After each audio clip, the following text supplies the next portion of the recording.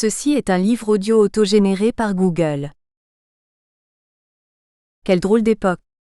Collection créée par Alain Brossat, dirigée par Alain Naz et Joachim Daniel Dupuis. Comment répondre d'une actualité constamment mouvante? Comment y déchiffrer des marques d'époque ou des signes annonciateurs? Comment le travail de la pensée, étayé par nos savoirs en partage et l'expérimentation des concepts, peut-il nous soutenir dans nos activités de diagnosticiens du contemporain? Avec cette collection d'essais brefs, vifs, se destinant à poser, explorer une question liée à notre actualité plutôt qu'à proposer des réponses ou des recettes, nous tentons d'engager la philosophie et les sciences sociales dans une activité d'interpellation du présent. Nous nous demandons de quoi, de qui, sommes-nous vraiment contemporains et qu'est-ce qu'être contemporain, dans notre relation au plus proche mais aussi au plus lointain? Et en quoi cette question rapproche-t-elle les puissances de la pensée des possibilités de la vie active? Dernière parution. Román Domínguez Jiménez, Technopolitique du geste contemporain. Vivre et penser le naufrage numérique, 2021. Alain Brossat et Alain Naz dire Le grand confinement. Une approche critique de la pandémie Covid-19, 2020. Mikael Bolt Rasmussen, Après le grand refus, essai sur l'art contemporain, ses problèmes et ses contradictions, 2019. Ming Jietang, L'usage de la subjectivité, Foucault, une archéologie de la relation, 2018. Erin Chaeslanboga et Umut Xuzan dire Critique et autonomie, 2017. Cédric Cagna, Anti-Kitsch. Une brève introduction à l'œuvre de Milan Kundera, 2016. Dédicace. À Alain Naz. Avant-propos zombier. Quand on parle des zombies, on a coutume de se référer plus ou moins consciemment à deux domaines, l'anthropologie et le cinéma.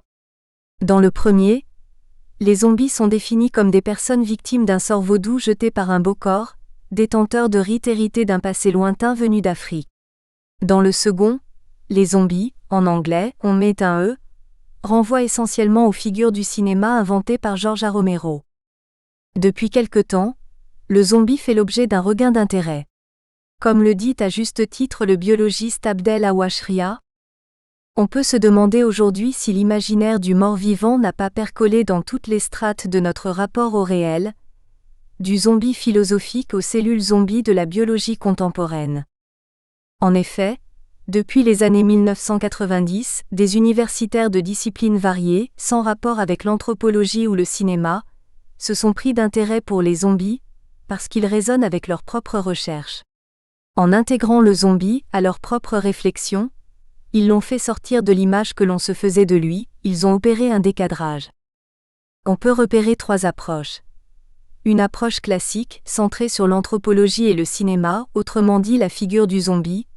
Une approche conceptuelle, philosophique, en lien avec le champ de la conscience, approche de David Chalmers, ou avec la théorie économique ou biologique, une approche mythologique.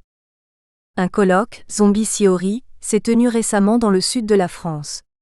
Les organisateurs, Jacques Serrano et Martin Legros, ont pris le parti de surfer sur cet engouement pour le zombie. Rassemblant une multitude de chercheurs et d'artistes, leur colloque, ambitieux, a voulu explorer toutes les dimensions du zombie en privilégiant son externalisation hors du champ cinématographique.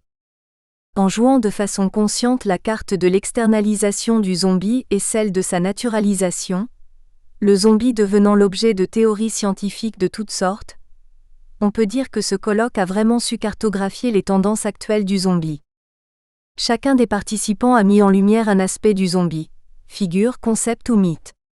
Voici quelques-uns des intitulés des conférences du colloque, Les Gilets jaunes, émergence de zombies dans la vie politique française.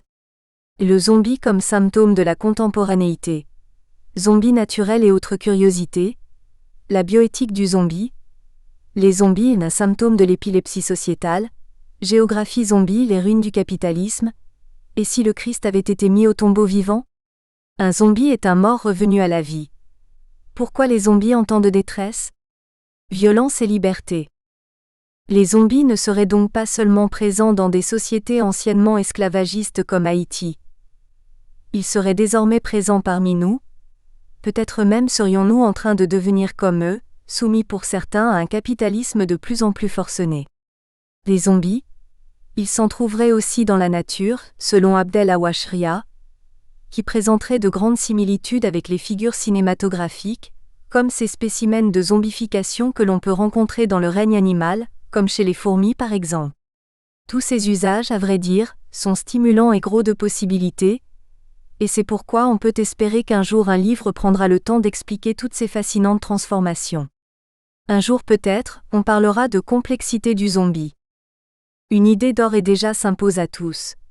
Tous les chercheurs, même ceux qui s'intéressent à l'anthropologie, nourrissent leurs réflexions sur les zombies directement des images qu'ils voient sur les écrans. Pourtant, leurs écrits n'en tiennent pas compte. Faute d'une réflexion plus poussée sur les usages du zombie au cinéma et leur récupération, toujours plus nombreuse, le terme risque fort de passer à un certain moment, pour un gimmick, voire à la longue, devenir un flatus voci. L'enjeu de ce petit livre, c'est d'alerter sur la nécessité d'un retour aux zombies du cinéma, comme préalable méthodologique pour construire une pensée complexe du zombie. Car c'est précisément le cinéma qui alimente toute la réflexion et l'imagination des chercheurs et du public. Se replacer dans le cadre des images, c'est donc donner des points de repère à une approche complexe du zombie que nous appelons de nos vœux. On objectera qu'il y a déjà un grand nombre de livres de cinéma consacrés à la question, qu'il n'y a pas lieu d'en écrire un énième de plus. Et pourtant, dans la littérature zombie, on lit toujours un peu la même chose, à savoir que le zombie est toujours la métaphore de quelque chose. Associé par la critique à des outils issus du champ des sciences humaines, linguistique, sociologie, de l'anthropologie ou de la psychanalyse, la singularité cinématographique du zombie est sans cesse confisquée au profit d'usages métaphoriques. Cela revient à zombifier le zombie une nouvelle fois. Or, si l'on a besoin de donner une signification au zombie, de le ramener sans cesse à l'homme, c'est que l'on n'a pas bien compris ce qu'il est vraiment pour le cinéma. On peut dire sans exagérer que le zombie cinématographique a été dépossédé de lui-même. C'est une affaire de méthode, le zombie doit être étudié pour lui-même au sein même des images. Pour autant, cette logique des images est rattachée à des dispositifs de pouvoir qui s'expriment en elles et qui les rendent possibles. Les images configurent, mettent en œuvre des normes, des segmentarités.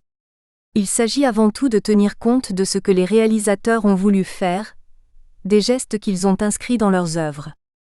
La force du cinéma zombie, de tout cinéma peut-être, c'est d'offrir une variété de figures suivant des lignées HE accent aigu TE accent aigurotopique.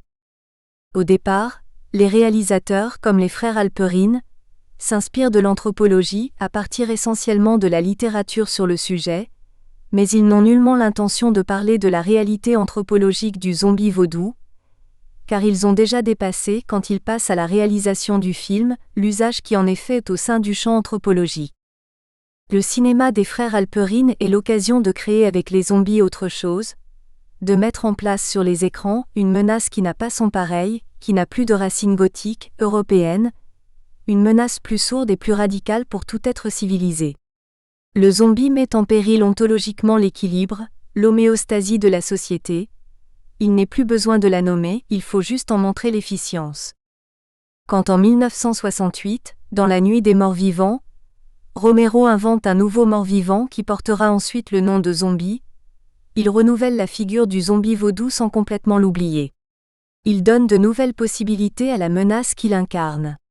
Cette menace n'a pas besoin d'être nommée, elle a besoin d'être vue et elle doit être encore plus terrifiante.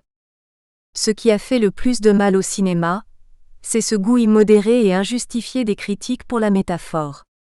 En voulant donner un sens aux zombies sans les insérer dans les rouages de la machine cinéma, les critiques ont, pour parler comme Spinoza, fait délirer la nature.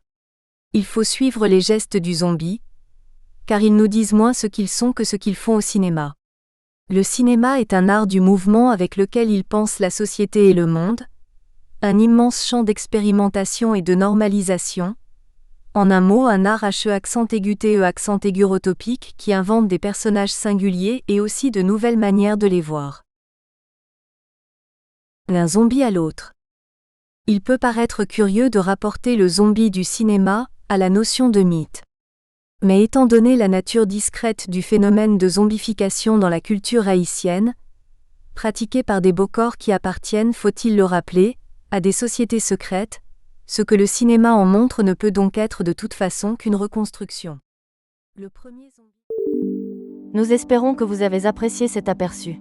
Pour continuer à écouter ce livre audio sur Google Play Livres, utilisez le lien dans la description de la vidéo.